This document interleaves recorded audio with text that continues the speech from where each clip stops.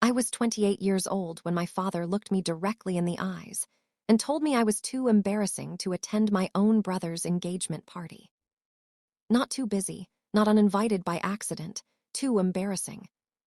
"Helena, you need to understand something," he said, standing in the doorway of my childhood bedroom like he was delivering a business memo. "Your brother's in-laws are elite. The Kingsley family doesn't associate with people who don't fit their world. You'll shame us. Don't ruin this." My mother stood behind him, silent, her hands folded neatly in front of her cream cashmere sweater. She didn't disagree. She didn't defend me. She just looked at me with that familiar expression, the one that said she was tired of having to manage me as a problem. I didn't cry. I didn't argue. I just nodded. Because somewhere deep inside, I'd been preparing for this moment my entire life. What my parents didn't know, what they couldn't have known, was that the Kingsley family already knew exactly who I was. They knew my name, my work, and my face. And in less than 72 hours, that knowledge would unravel everything my family thought they understood about power, value, and worth. If you stay with me through this story, you'll see how one photograph at a New Year's Eve celebration turned my family's world completely upside down. You'll see how the daughter they tried to hide became the woman they couldn't ignore. And you'll see how love found me not because I was finally good enough, but because someone saw me long before the rest of the world ever did. This is my story. I need you to understand something about the Hawthorne family before we go any further. We weren't wealthy in the way people imagine when they hear stories like this. We weren't old money. We weren't aristocrats with inherited estates and trust funds that stretched back generations. My father, Richard Hawthorne, built his accounting firm from nothing, and my mother, Diane, married him because she believed he would give her the life she always wanted. And he did, eventually. By the time I was 10, we lived in a house with white columns and a circular driveway. By the time I was 15, my mother was hosting charity luncheons, and my father was playing golf with men who owned half the commercial real estate in the state. But we were still new, still climbing, still desperate to be seen as legitimate. And that desperation shaped everything. My older brother, Ethan, understood this instinctively. He was charming in the way that people trust immediately. He smiled easily, laughed at the right jokes, wore the right clothes, and never asked questions that made people uncomfortable. He was tall, broad-shouldered, and confident in a way that made rooms feel smaller when he entered them. I was none of those things. I was quiet. I read too much. I asked questions that made dinner parties go silent. I wore clothes that my mother said were fine, but not quite right. And I never seemed to understand the unspoken rules that everyone else followed effortlessly. When I was 12, my mother stopped bringing me to her charity events. "You don't enjoy them anyway, sweetheart," she said, smoothing my hair back from my face. "Why don't you stay home and read? You love that." When I was 15, my father stopped introducing me to his colleagues. "Helena's focused on her studies," he'd say with a tight smile, as if my absence was a choice I'd made and not a decision that had been made for me. By the time I was 18, I understood the truth. I was a liability. Not because I was cruel or reckless or disrespectful, but because I didn't fit. I didn't perform the way they needed me to, and in a family obsessed with image, that was the only failure that mattered. So I left. I went to college 3 states away. I studied business strategy and organizational development. I built a life that didn't require their approval, their money, or their presence. I called on birthdays and holidays. I attended occasional dinners when they insisted, but I stopped expecting anything from them. And somewhere along the way, I stopped needing anything from them too. I graduated with honors. I built a consulting career under a professional alias, Helena Cross. I worked quietly, strategically, helping family-owned businesses restructure their operations, protect their legacies, and navigate succession transitions. I was good at it, better than good. I didn't tell my parents about any of it. Because I knew they wouldn't care unless it came with a title they could brag about at dinner parties. For 6 years, I lived a life they knew nothing about. And then, 3 weeks before Christmas, my brother called me. "Helena, I need to tell you something," Ethan said, his voice bright with excitement. "I'm engaged." I sat down slowly in my apartment, holding the phone against my ear. "Congratulations," I said, and I meant it. "Who is she?" "Her name is Scarlett Kingsley," he said, and I could hear the pride in his voice. "Her family owns Kingsley Holdings. You've probably heard of them." I had. Everyone had. The Kingsley family wasn't just wealthy. They were institution-level powerful. They owned commercial properties, investment portfolios, and legacy businesses that had been operating for over a century. They were the kind of family that didn't need to prove anything to anyone because their name alone opened every door. "She's incredible, Helena," Ethan continued.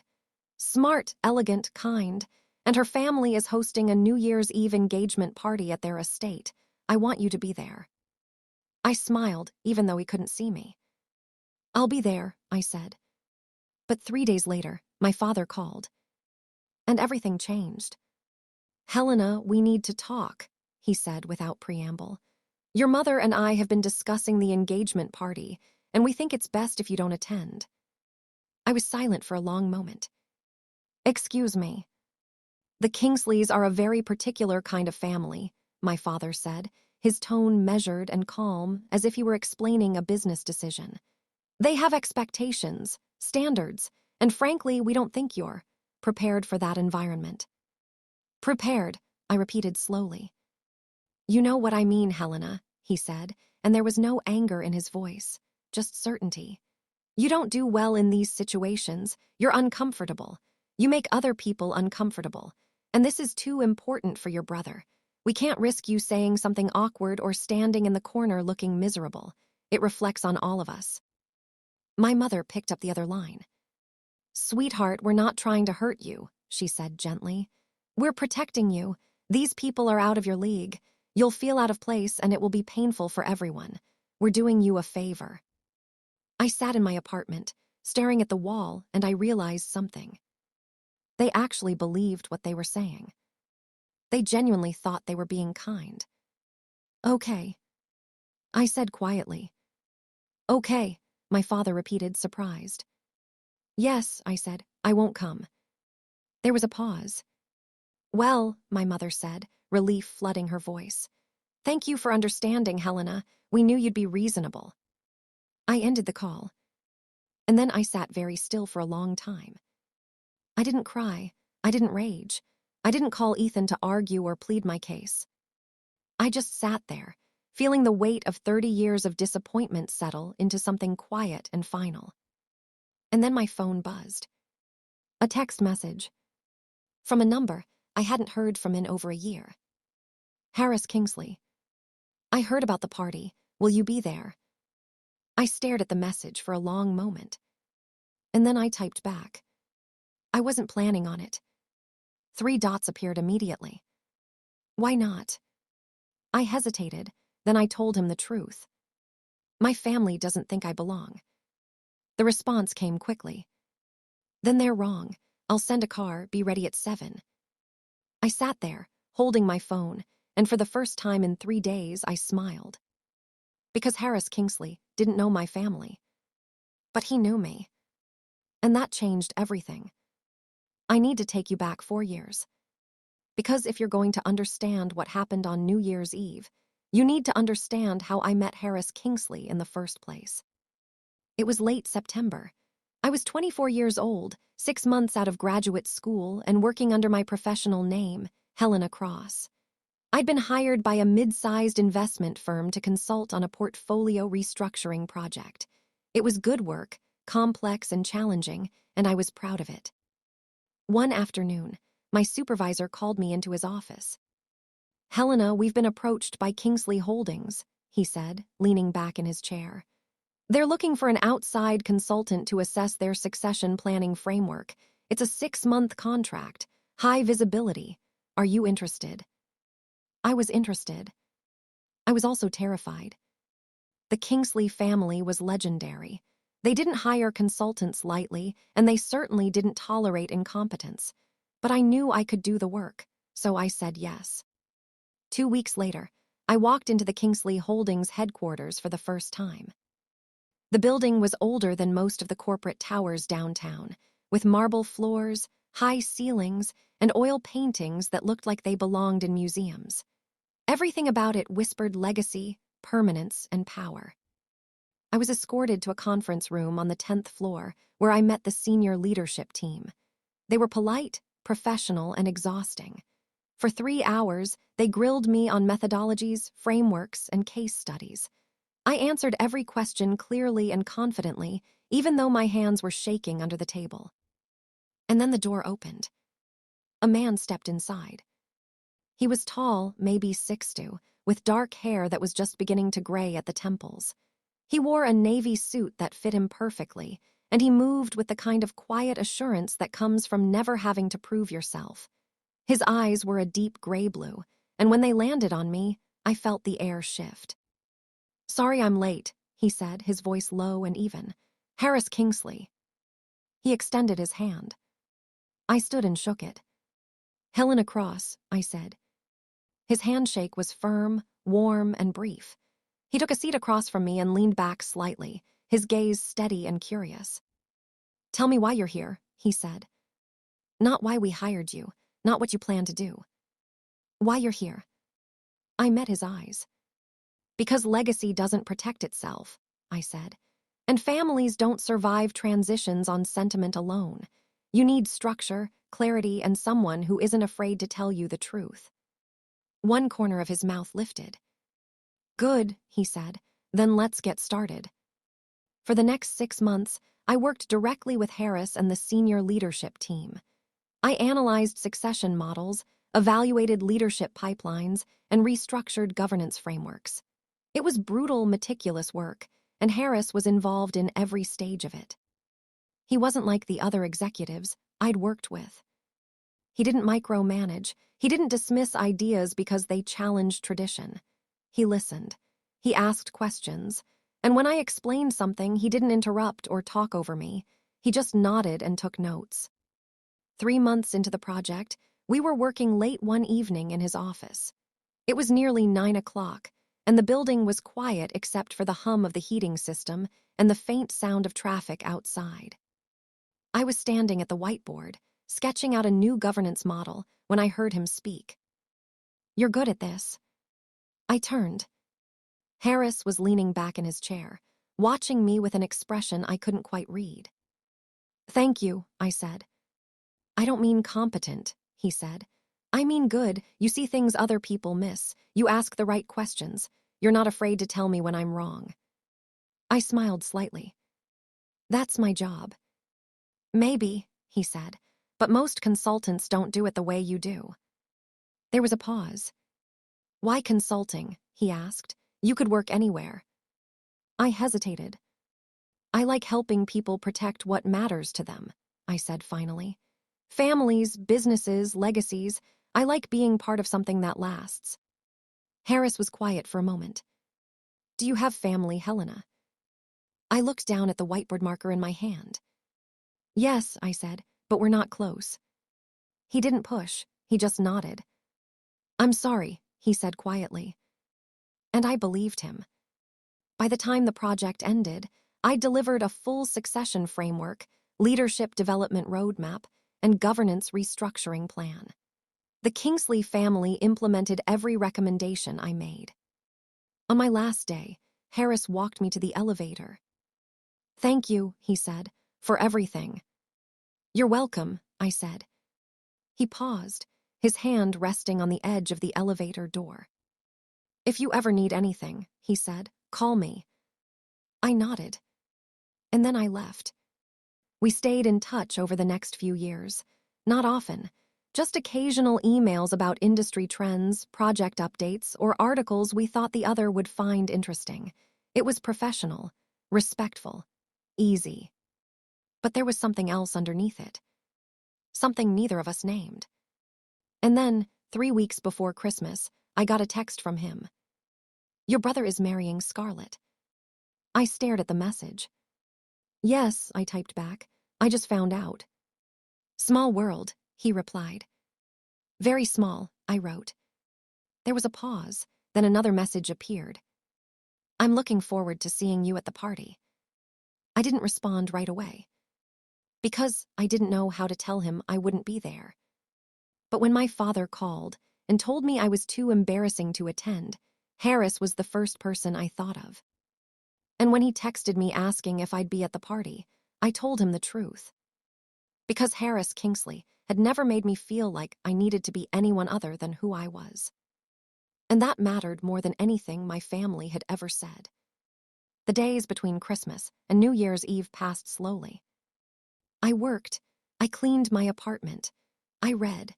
I tried not to think about the fact that my entire family would be celebrating together while I sat alone in my living room watching the ball drop on television. On December 30th, my mother called. "Helena, I just wanted to check in," she said brightly. "How are you spending New Year's?" Quietly, I said. "Oh, that sounds lovely," she said, and I could hear the relief in her voice. Sometimes a quiet evening at home is exactly what we need. I didn't respond. "Ethan is so excited about tomorrow night," she continued. "The Kingsley estate is supposed to be breathtaking. Scarlett's mother has been planning this for months. It's going to be the event of the season." "I'm sure it will be beautiful," I said. "It will," she agreed. "And honestly, sweetheart, I think you'll be much happier at home. These events can be so exhausting. All that small talk and forced smiling. You've never enjoyed that sort of thing." "No," I said quietly. "I haven't." "Exactly," she said. "So really, we're doing you a favor." I ended the call shortly after that. And then I sat on my couch, staring at my phone, wondering if she actually believed what she was saying, or if she'd just gotten so good at lying to herself that she couldn't tell the difference anymore. On New Year's Eve, I woke up to a text from Harris. "Car will be there at 7. Wear something you feel powerful in." I stared at the message for a long time. I could ignore it. I could text back and tell him I'd changed my mind. I could spend the evening exactly the way my parents expected me to, alone, invisible, and safe from judgment. Or I could go. I got out of bed. I showered. I dried my hair. I stood in front of my closet and pulled out a dress I'd bought 2 years ago and never worn. It was deep emerald green, simple and elegant, with a neckline that was modest but striking. I put it on and looked at myself in the mirror. I looked like someone who belonged. At 6:45, I received another text from Harris. "Downstairs." I grabbed my coat, locked my apartment, and took the elevator down to the lobby. A black car was waiting at the curb. The driver stepped out and opened the door for me. I slid into the back seat, and as the car pulled away from the curb, my phone buzzed again. "I'm glad you're coming." I smiled and typed back. "Me too." The drive took nearly an hour. We left the city and traveled north into the countryside, where the houses grew farther apart and the trees grew thicker. Eventually, we turned onto a private road that wound through a forest of bare oaks and evergreens. And then I saw it. The Kingsley estate. It wasn't a house. It was a manor. 3 stories of pale stone, with arched windows, ivy climbing the walls, and lights glowing warm and golden in every room. The driveway curved in a wide circle around a fountain, and luxury cars were parked in neat rows along the drive. I took a slow breath. The driver opened my door, and I stepped out into the cold night air. Music drifted from inside the house, soft and elegant, and I could see people moving past the windows, men in dark suits, women in gowns that shimmered under the chandelier light. I walked toward the entrance, and as I reached the top of the steps, the door opened. Harris stood in the doorway. He was wearing a charcoal suit with a crisp white shirt, no tie, and he looked at me the way he always did, steady, certain, and entirely present. "Helena," he said, and his voice was warm. "Harris," I said. He stepped aside, holding the door open. "Welcome," he said. I walked inside, and everything changed. The entry hall of the Kingsley estate was stunning. The floor was white marble, polished to a mirror shine. A grand staircase curved upward to the second floor, its banister wrapped in garland and tiny white lights. A massive chandelier hung from the ceiling, casting soft, golden light across the room. Everywhere I looked, there were people elegant, confident, laughing easily as they moved between rooms. I felt Harris's hand rest lightly on my lower back.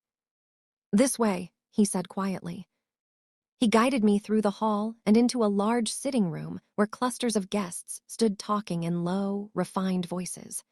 A string quartet played near the fireplace, and servers moved gracefully through the crowd carrying trays of champagne and hors d'oeuvres. I scanned the room carefully. And then I saw them. My parents. They were standing near the far wall, talking to an older couple I didn't recognize.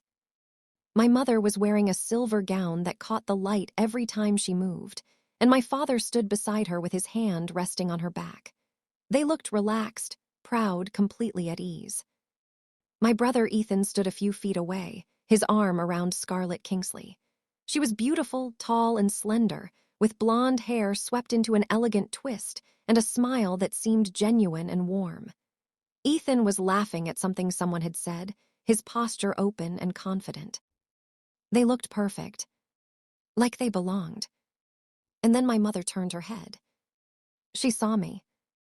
Her smile froze, her eyes widened. She touched my father's arm and he turned to follow her gaze. For a moment, nobody moved. And then my father's expression shifted into something tight and controlled. He excused himself from the conversation and walked toward me, my mother following close behind. Ethan noticed the movement and looked over. His face went pale. My father stopped a few feet away from me, his jaw clenched. "Helena," he said quietly, "what are you doing here?" "I was invited," I said.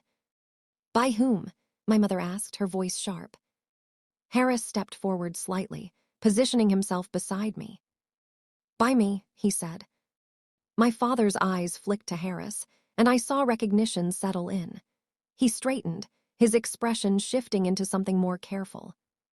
"Mr. Kingsley," my father said, extending his hand. "Richard Hawthorne, this is my wife, Diane." Harris shook his hand briefly. "I know who you are," Harris said. His tone was polite but not warm. My mother smiled, but it didn't reach her eyes. "We didn't realize Helena would be attending," she said lightly. "She told us she wasn't coming." "Plans change," Harris said simply. There was a pause. Ethan crossed the room, Scarlett still on his arm. "Helena," he said, and there was genuine confusion in his voice. "I thought you weren't coming." "I wasn't," I said, "but Harris invited me." Scarlett looked between Harris and me, her expression curious but not unkind.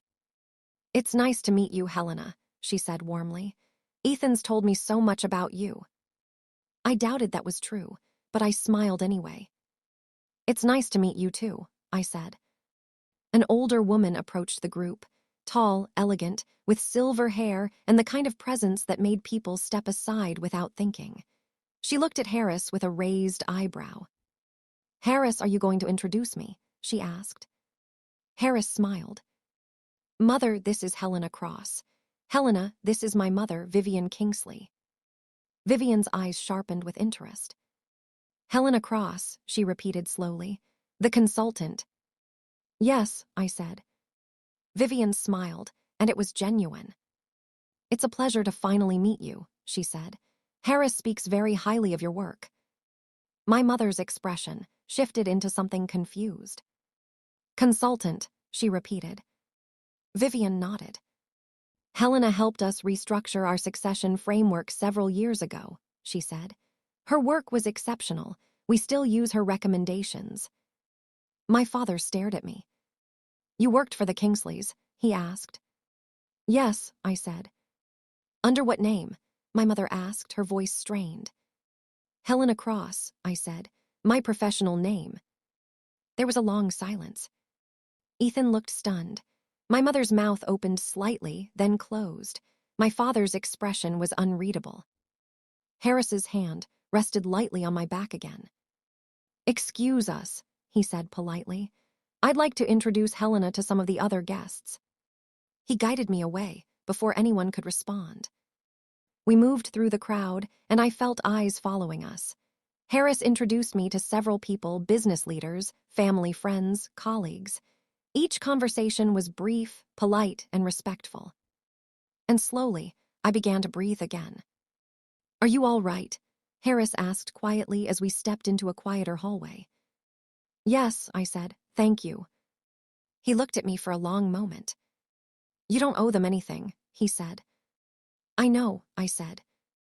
"Good," he said. And then he smiled. "Come with me," he said. "There's something I want to show you." He led me down the hall and into a smaller sitting room. The walls were lined with built-in bookshelves, and a fire crackled softly in the fireplace. But what caught my attention was the wall opposite the fireplace. It was covered in photographs. Family portraits, historical images, moments captured across decades. And in the center of the wall, in a large silver frame, was a photograph I recognized. It was from 4 years ago. I was standing beside Harris in the Kingsley Holdings conference room. I was holding a presentation folder, and he was looking at me with an expression that was focused and respectful. We both looked younger, but the image was clear, sharp, and unmistakably us. Beneath the frame was a small plaque. "In gratitude for the work that secured our future. Helena Cross, Strategic Consultant, 2021. I stared at the photograph, my heart pounding. "You kept this," I said quietly.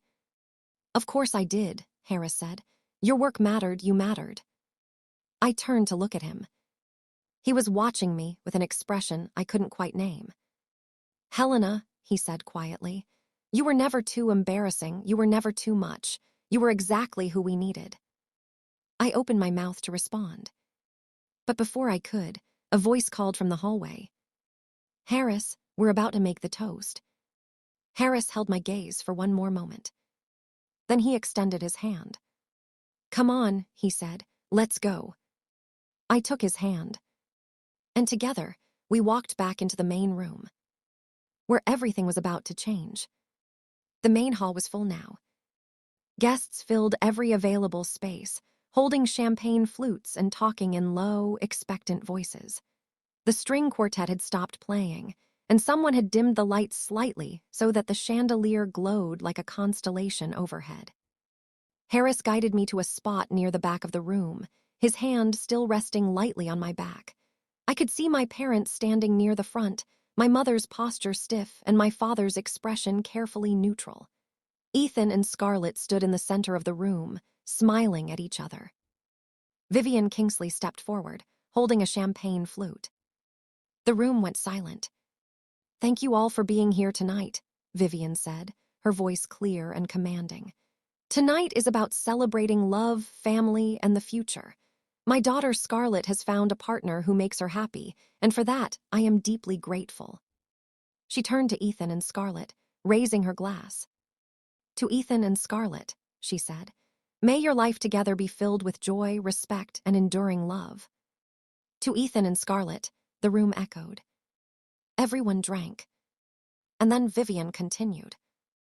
"But tonight is also about legacy," she said. "About the people who help us build, protect, and sustain what matters.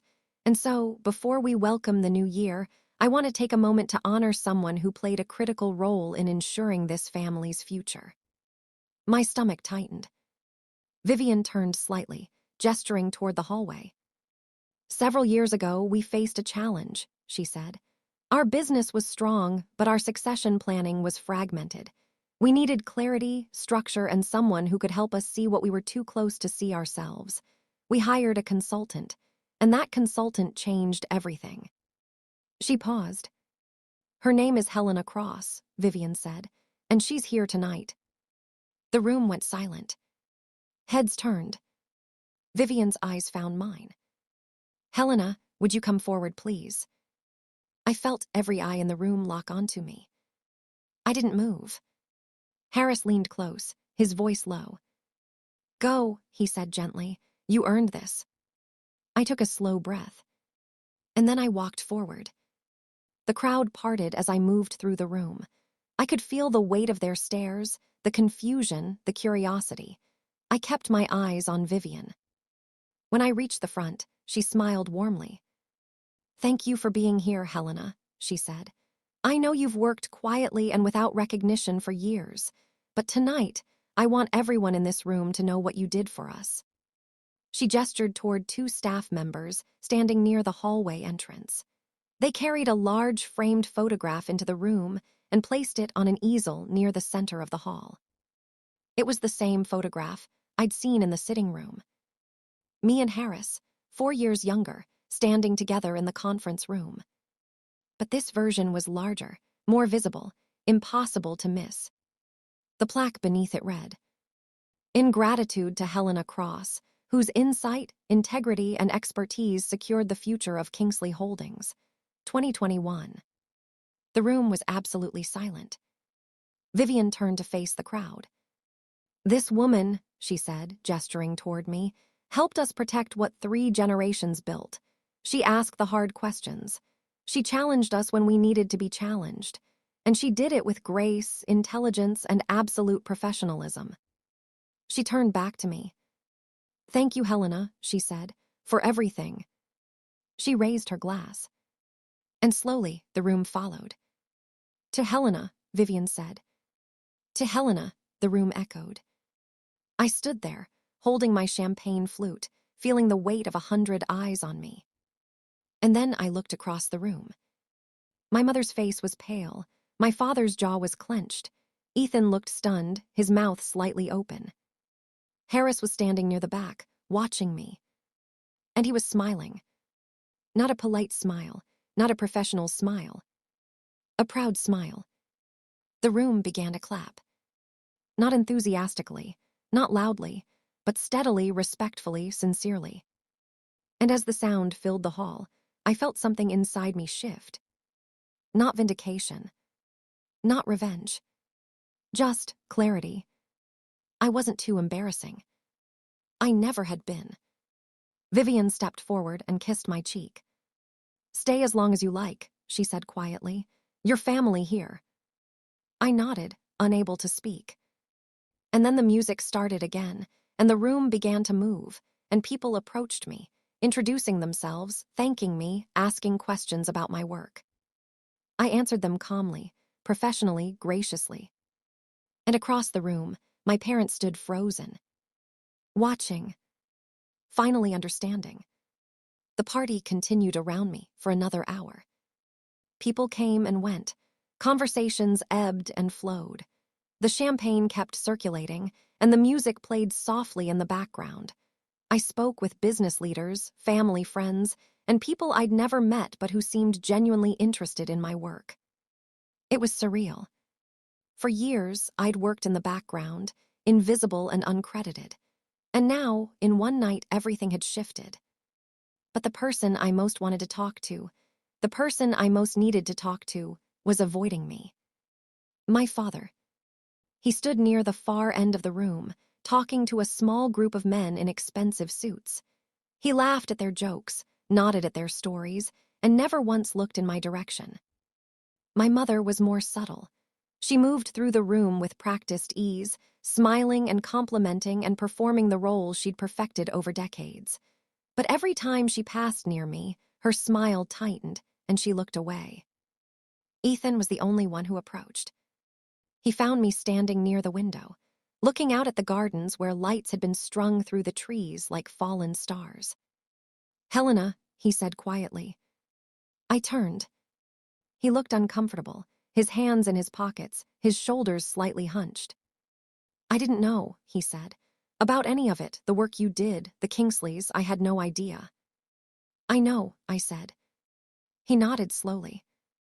"Why didn't you tell us?" he asked. I looked at him for a long moment. "Would it have mattered?" I asked. He opened his mouth, closed it, then looked down. "I don't know," he said quietly. "Exactly," I said. There was a long silence. "I'm sorry," he said finally, "for not asking, for not noticing, for letting them treat you that way."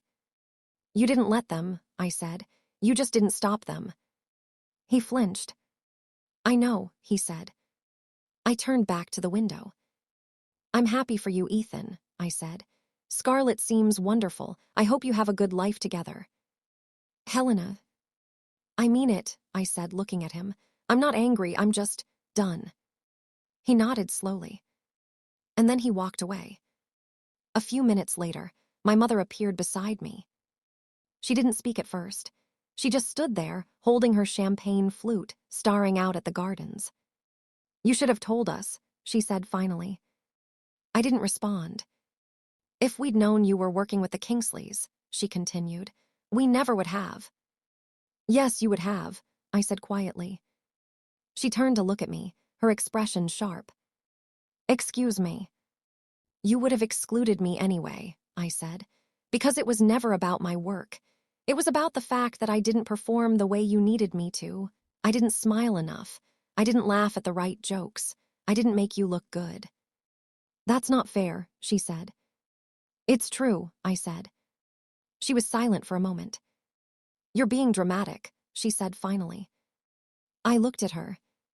You told me I was too embarrassing to attend my own brother's engagement party, I said. You told me I would shame you. You didn't ask if I wanted to come. You didn't give me a choice. You just decided I wasn't good enough. Her mouth tightened. We were trying to protect you, she said. No, I said.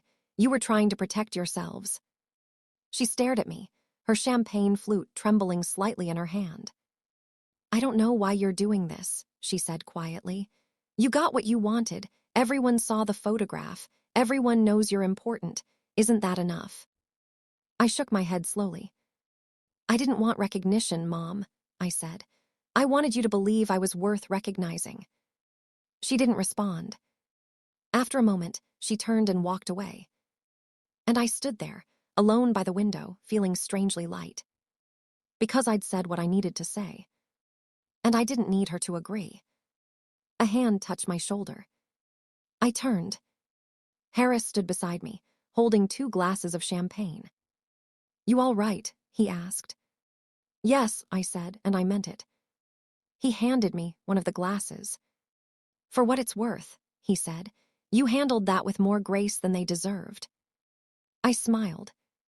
Thanks, I said. We stood there for a moment, watching the lights in the garden. Do you want to get out of here? Harris asked. I looked at him. Where would we go? He smiled. Anywhere but here. I laughed. Yes, I said, I'd like that. He took my hand. And together, we walked out of the room. Harris led me through a side door and out onto a stone terrace that overlooked the gardens. The air was cold and sharp, but the sky was clear, and I could see stars scattered across the darkness like salt on black velvet. Music drifted faintly from inside the house, but out here, it was quiet. Peaceful. We walked down a set of stone steps and into the garden, where pathways wound between hedges and flower beds dusted with frost. Tiny lights were strung through the branches overhead, casting soft golden pools on the ground. Harris stopped near a stone bench and turned to face me. Are you cold? He asked. A little, I admitted. He shrugged off his suit jacket and draped it over my shoulders. It was warm from his body, and it smelled faintly of cedar and something clean and expensive. Thank you, I said. He smiled. We stood there for a moment, neither of us speaking. And then Harris said, I need to tell you something. I looked up at him. When I first met you, he said, I thought you were competent, professional, smart, but after a few weeks of working with you, I realized you were something else entirely. He paused. You were someone who saw things clearly, he said.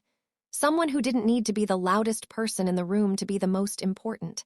Someone who cared about doing the work right, even when no one was watching. He took a step closer. And I respected that, he said, more than I can explain. I felt my heart beating faster. Harris, I said quietly.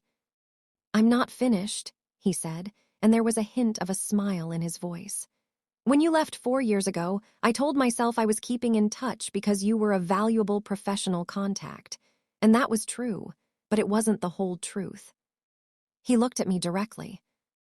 The whole truth is that I kept in touch because I didn't want to lose you, he said. Not professionally, personally. I stared at him. When I found out your brother was marrying Scarlett, he continued, I thought it was a strange coincidence, but I was glad, because it meant I'd get to see you again. And when you told me your family didn't think you belonged at the party, I was furious. His jaw tightened slightly. Not because they were wrong about you, he said, but because you believed them, even for a second. I opened my mouth to respond, but he shook his head. Let me finish, he said gently. I invited you tonight because I wanted you here, not because I pitied you, not because I was trying to prove a point, but because I wanted to spend New Year's Eve with someone who matters to me. He paused. You matter to me, Helena, he said. You always have. I felt tears prickling at the corners of my eyes, and I blinked them back. I don't know what to say, I said. You don't have to say anything, he said. I just needed you to know. I looked up at him, this man who had seen me when no one else did, who had believed in me when my own family didn't, who had stood beside me without asking for anything in return. And I realized something. I loved him. Not because he was powerful, or wealthy, or connected, but because he was kind, and honest, and present. Harris, I said quietly. He looked at me, his expression open and unguarded. I'm glad you invited me, I said. Not just tonight, but 4 years ago, to work with your family, to be part of something that mattered. You gave me something no one else ever did. What's that? He asked. You saw me, I said. Not the version of me my family wanted me to be, not the version I thought I had to be, just me. He smiled slowly. That's because you're worth seeing, he said. And then he kissed me. It was soft and careful and absolutely certain. And when he pulled back, I was smiling. Happy New Year, he said quietly. I laughed. It's not midnight yet, I said. Close enough, he said. We stood there in the garden, wrapped in borrowed warmth and quiet certainty, while the party continued inside without us. And for the first time in my life, I felt like I was exactly where I was supposed to be. Not because I'd been invited. Not because I'd proven myself. But because I'd been chosen. Not hidden. Not dismissed. Chosen. And that made all the difference. 3 months later, I received a letter in the mail. It was addressed to Helena Cross, written on expensive stationery, and mailed from my parents' address. I almost threw it away. But curiosity got the better of me. Inside was a single handwritten note from my mother. Helena asterisk. Your father and I have been doing a great deal of thinking since New Year's Eve. We realize now that we made mistakes. We didn't see you the way we should have. We didn't value you the way we should have, and we're sorry. We would like to have dinner with you, just the 3 of us. No expectations, no performances, just a conversation. If you're willing. Love asterisk. Mom asterisk. I read the letter twice. Then I set it down on my kitchen counter and stared at it for a long time. I didn't know if I was ready to have that conversation. I didn't know if they were capable of changing. But I knew one thing. I didn't need their approval anymore. And that gave me the freedom to decide what came next. I picked up my phone and texted Harris. Dinner with my parents, yes or no? His response came quickly. Your call, but I'll be there if you need me. I smiled. And then I typed back. I know, thank you. I set the phone down. And I thought about the girl I used to be, the one who believed she wasn't good enough, smart enough, polished enough to belong. And I thought about the woman I'd become, the one who knew her worth, even when no one else did. And I realized something. I didn't need my family to see me anymore. Because I already saw myself. And that was enough.